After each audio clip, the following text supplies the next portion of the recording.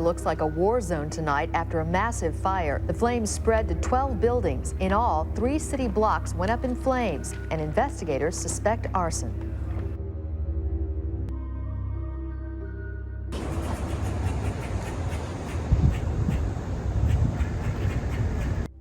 Hello everyone, welcome to Gary, Indiana, and welcome to the Veiled Halls YouTube channel. Today, we are checking out City Methodist Church, a beautiful and popular location for many tourists and explorers like me and you watching this video. Whether you're here for the tour or the history, I hope you enjoy this video. This was once the biggest Methodist church in all of the Midwest. Located in Gary, Indiana, construction started in 1925 and took a little less than 2 years to complete. It opened its doors to its congregation on October 3rd, 1926, and the church's organ was donated by the man Gary was named after, Albert Gary. It cost $800,000 to build in 1925. In today's money, that's over $14 million. This church was built by Chicago architects Lowe and Ballenbacher. With the grand Gothic Revival architecture, this church was also more than just a church. This 9-story building was a Sunday school, included a basketball court, office buildings, a dining hall, and a bowling alley was proposed to be built, but it never was. There was also a rooftop garden that was never finished as well. There have been some films and music you might have heard of to come from this church, such as Transformers 3, Nightmare on Elm Street 2010, and the song Envy Me by Cowboy. It's listed as one of America's top 10 most endangered buildings, along with other nearby buildings such as Theodore Roosevelt High School. Most of the interior has clearly been vandalized and looted. Why is there a box?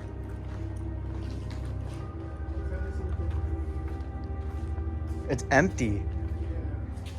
This is Seaman Hall. Named after the church's original pastor, William Seaman, this massive sanctuary can seat 1,000 people. In 1924, William Seaman was disliked because of his interest in cultural diversity. Seaman stood up against the KKK in Indiana and welcomed black people in his congregation during a time when black people weren't allowed in white churches. This caused his transfer to Ohio, and the church's new pastor was even more disliked. Seaman passed away in 1944. His ashes were returned to Gary and buried under the church. Indiana University gained access to the building and used Seaman Hall as an extra satellite campus. While they occupied the nearly 7-year-old building, it was already crumbling down and starting to collapse naturally. The 1997 fire sped up the process, leaving the building vacant for good. I now wouldn't recommend visiting this building without a permit allowing access to explore and a good flashlight and protective layers.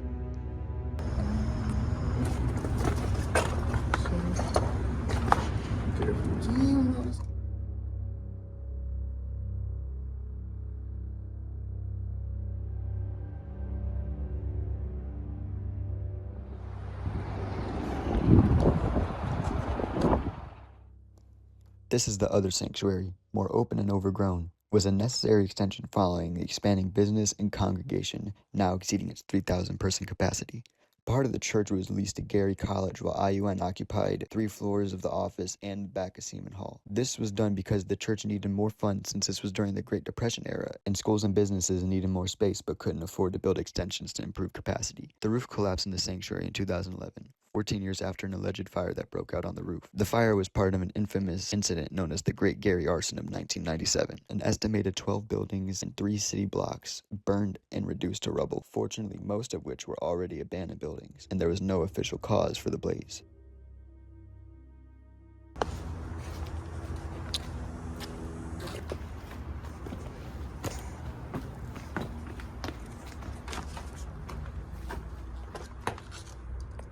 That ain't gonna work, buddy. Yo, you gotta touch the hand.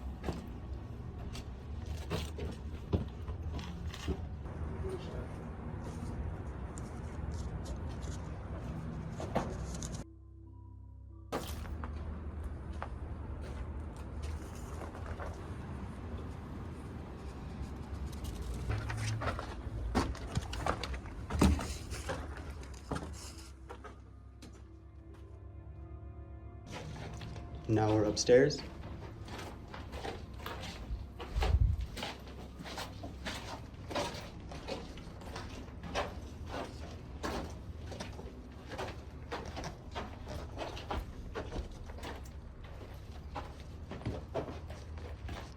This is where the rooftop garden would have been, right up the stairs.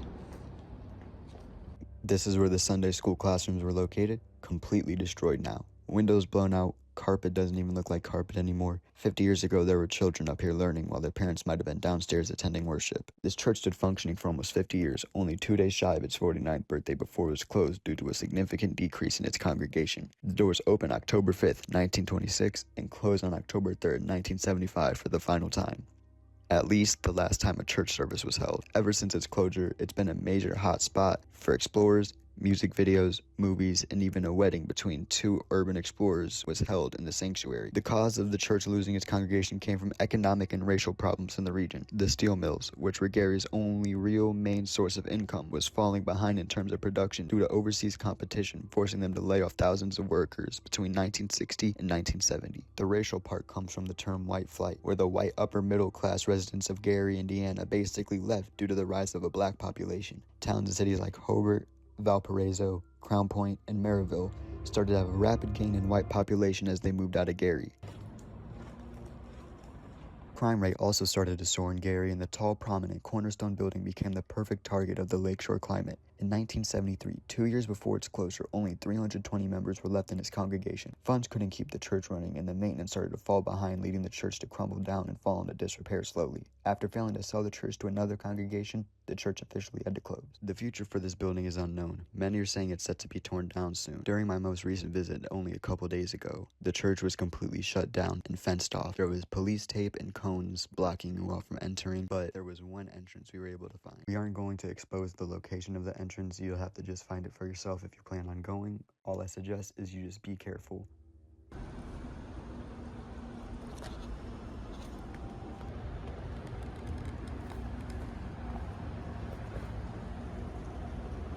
Recording for this video was a 2-day process. We took clips from the first and second days and added them into this video where they best fit. The first day of recording, we encountered a group of people who wanted to do an interview. That interview will be shown later in the video, along with the new segment of the Great Gary Arson of 1997. Don't cut yourself up. Here, I got you, homie. Give me your hand.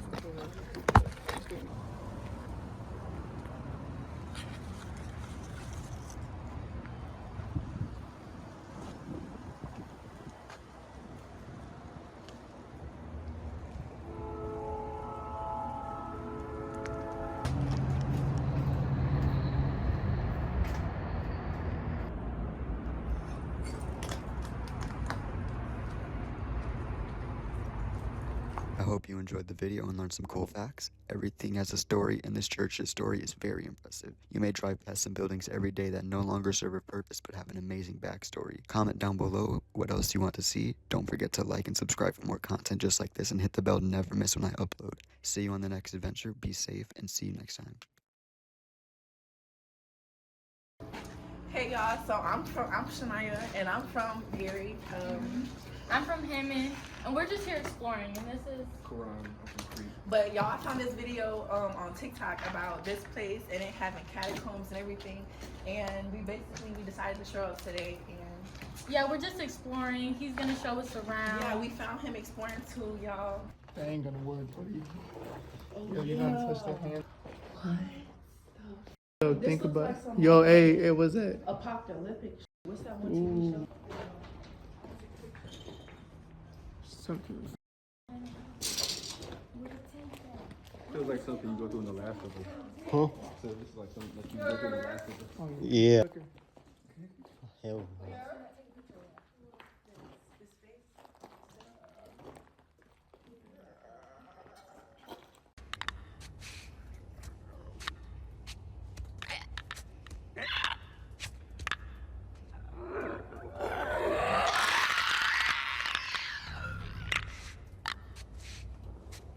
In the schools, you gotta wear like a mask because there's so many particles in the air. Yeah, in the school right by where I was staying, there's this school and it just has mold everywhere. Like, Yeah, no, there's more.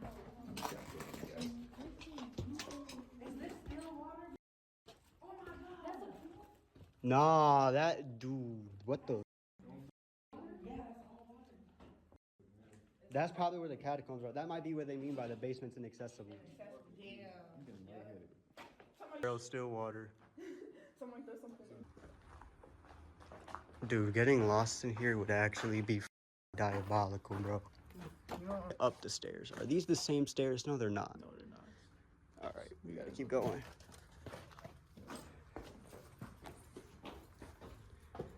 All right, be safe coming up, buddy.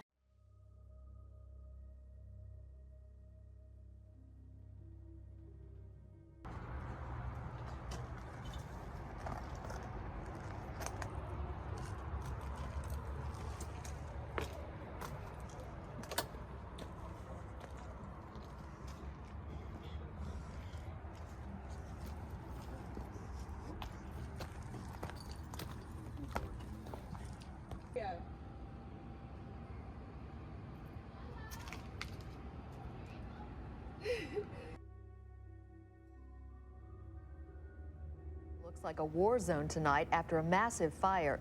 The flames spread to 12 buildings. In all, 3 city blocks went up in flames, and investigators suspect arson.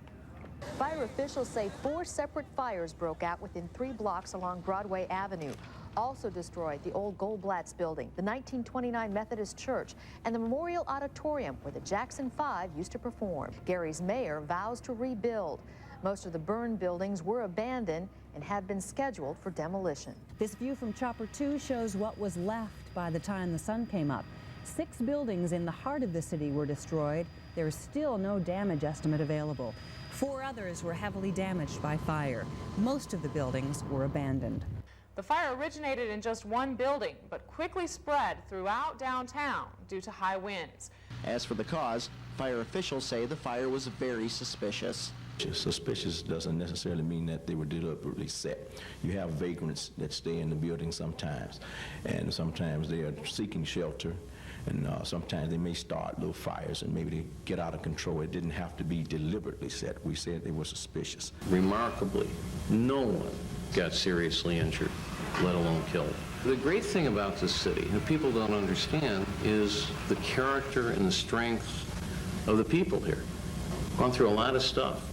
Makes them be strong, close together, and they just set their chin and move on and take on the next challenge. And rebuilding, we'll be cleaning initially, cleaning this out, and then rebuilding. And that's what the city's all about.